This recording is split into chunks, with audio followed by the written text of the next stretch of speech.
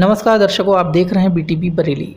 Global hunger index 2023 में भारत का स्थान पहले से नीचे आ गया है। इस सूची को लेकर दो तरह की प्रक्रिया सामने आ रही हैं। भारत सरकार का कहना है कि ये आंकड़े भारत की स्थिति नहीं दर्शाते और रिपोर्ट तैयार करने की पद्धति दोषपूर्ण है। वहीं दूसरी ओर विपक्ष ने सरकार को गिरती हुई रैंकिंग पर घेरना शुरू कर दिया है और चिंता जताई है। आइए आज इस खबर में आपको इसी मुद्दे से जुड़ी सभी महत्वपूर्ण जानकारियां देते हैं। सबसे पहले ये जान लें कि ग्लोबल हंगर इंडेक्स है क्या। ग्लोबल हंगर इंडेक्स एक पीयर रिव्यूड रिपोर्ट है, जिसका मतलब है कि पब्लिश किए जाने से पहले एक्सपर्ट की टीम इसकी जांच करती है। इस रिपोर्ट को कंसर्न वर्ल्ड वाइड और वेल्ट हंगर हाइव नाम की दो संस्थाएं मिलकर प्रकाशित करती हैं। इन संस्थाओं के मुताबिक ग्लोबल हंगर इंडेक्स प्रकाशित करने का मकसद भुखमरी की मौजूदा स्थिति की तरफ सारी दुनिया का ध्यान आकर्षित करना और हालात को सुधारने के लिए प्रेरित करना है। ग्लोबल हंगर इंडेक्स रिपोर्ट में 125 देशों की सूची में भारत 111वें स्थान पर आया है, जो पिछली बार से भी नीचे है। आइए जानते हैं कि किन चार पैमानों पर होता है ग्लोबल हंगर इंडेक्स का कैलकुलेशन। हर देश का GHI स्कोर 3 डायमेंशन के 4 पैमानों पर कैलकुलेट किया जाता है। Under nourishment, child mortality, child under nutrition. Child under nutrition में 2 कैटेगरी हैं, चाइल्ड वेस्टिंग और चाइल्ड स्टंटिंग। अंडर नरिशमेंट यानी एक स्वस्थ व्यक्ति को दिन भर के लिए ज़रूरी कैलोरी नहीं मिलना। आबादी के कुल हिस्से में से उस हिस्से को कैलकुलेट किया जाता है जिन्हें दिन भर की ज़रूरत के मुताबिक पर्याप्त कैलोरी नहीं मिल रही है। चाइल्ड मोर्टेलिटी का मतलब हर 1000 जन्म पर ऐसे बच्चों की संख्या जिनकी मौत जन्म के 5 साल की उम्र के भीतर ही हो गई। चाइल्ड अंडर न्यूट्रिशन, इसमें 2 कैटेगरी आती हैं। पहली चाइल्ड वेस्टिंग। चाइल्ड वेस्टिंग यानी बच्चे का अपनी उम्र के हिसाब से बहुत दुबला या कमज़ोर होना। 5 साल से कम उम्र के ऐसे बच्चे जिनका वज़न उनके कद के हिसाब से कम होता है। ये दर्शाता है कि उन बच्चों को पर्याप्त पोषण नहीं मिला, इस वजह से वे कमज़ोर हो गए। दूसरी चाइल्ड स्टंटिंग। चाइल्ड स्टंटिंग का मतलब ऐसे बच्चे जिनका कद उनकी उम्र के लिहाज से कम हो, यानी उम्र के हिसाब से बच्चे की हाइट ना बढ़ी हो।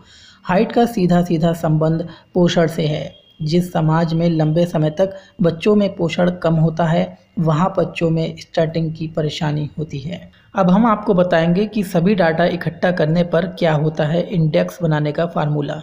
अलायंस 2015 पहले और चौथे पैमाने को 33.33% वेटेज देता है, यानी 100 पॉइंट स्केल में 66.66 अंक कुपोषण और चाइल्ड मोर्टेलिटी से तय होते हैं। वहीं चाइल्ड वेटेज और चाइल्ड स्टडिंग दोनों को 16.66% वेटेज मिलता है, यानी इस स्कोर में under nourishment, child mortality, child under nutrition तीनों का 1/1 हिस्सा होता है। 9.9 से कम स्कोर वाले देश सबसे कम हंगर वाली कैटेगरी में रखे जाते हैं।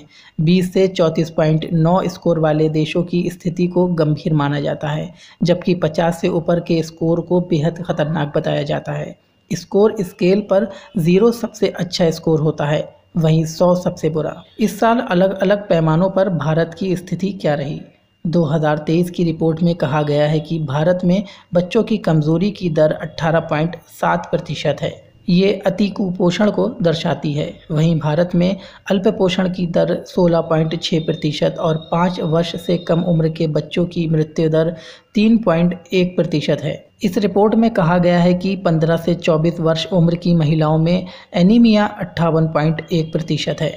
इस रिपोर्ट के आने पर भारत सरकार की क्या प्रतिक्रिया रही। मंत्रालय का कहना है कि GHI के कैलकुलेशन में इस्तेमाल किए गए 4 में से 3 इंडिकेटर बच्चों की सेहत से जुड़े हैं, जिन्हें पूरी आबादी का प्रतिनिधित्व करने वाला नहीं माना जा सकता। चौथा और सबसे महत्वपूर्ण इंडिकेटर कम पोषण वाली आबादी का अनुपात है, जिसे महज 3000 के बेहद छोटे सैंपल के आधार पर निकाला गया है।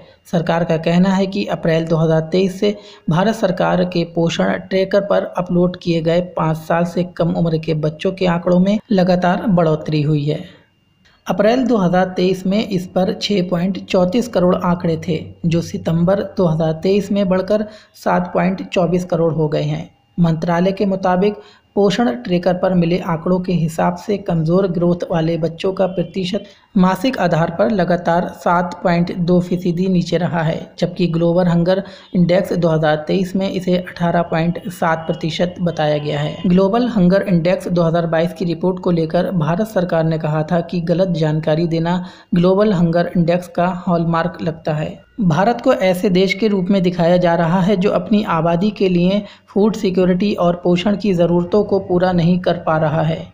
ये इंडेक्स भुखमरी को गलत तरीके से मापता है। इसमें जो मेथड इस्तेमाल किया जाता है वो भी गंभीर रूप से गलत है। महिला एवं बाल विकास मंत्रालय ने कहा कि ग्लोबल हंगर इंडेक्स भारत की वास्तविक स्थिति को नहीं दर्शाता है।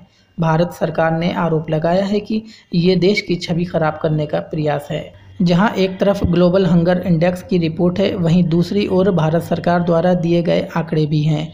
हमने अपनी इस रिपोर्ट में दोनों ही पहलुओं पर प्रकाश डालने की कोशिश की। देखने वाली बात यह है कि दोनों ही आंकड़े एक दूसरे के उलट नजर आते हैं। वास्तविकता क्या है ये जानना भी जरूरी है, क्योंकि ऐसे ही आंकड़ों के आधार पर कोई भी सरकार अपनी नीतियां तय करती है।